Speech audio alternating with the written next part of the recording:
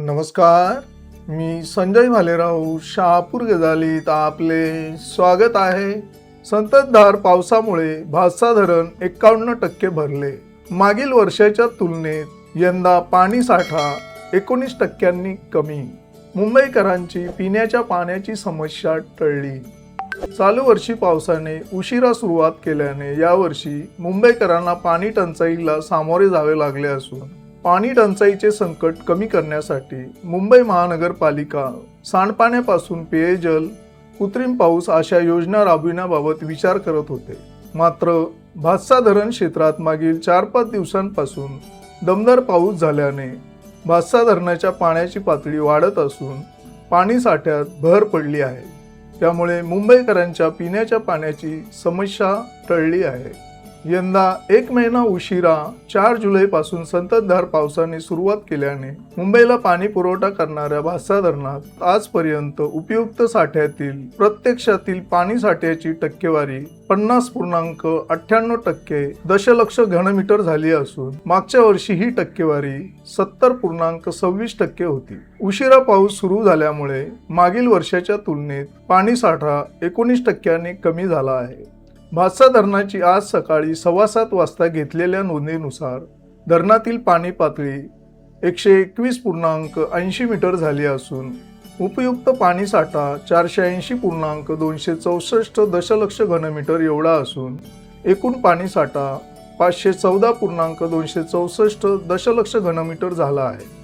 तर धरण क्षेत्रात 1 जून पासून आजपर्यंत 1039 मिलीमीटर पाऊस झाला असून आजच्या पावसाची नोंद 202 मिलीमीटर झाल्याची माहिती कार्यकारी अभियंता भातसा धरण व्यवस्थापन विभाग भातसा नगर यांच्याकडून प्राप्त झाली आहे। दरम्यान भातसा नदीवरील धोकादायक वासिन गेरसे पुलामुळे चाकरमाने, शाळकरी विद्यार्थी व शेतकरी बांधवांची मोठी गैरसोय होत आहे।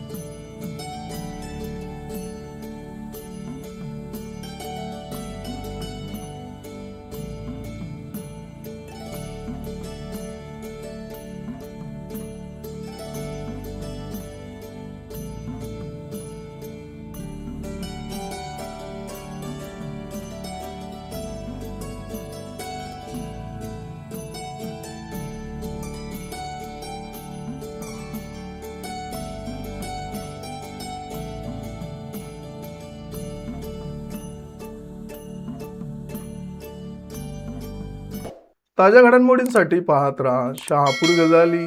धन्यवाद।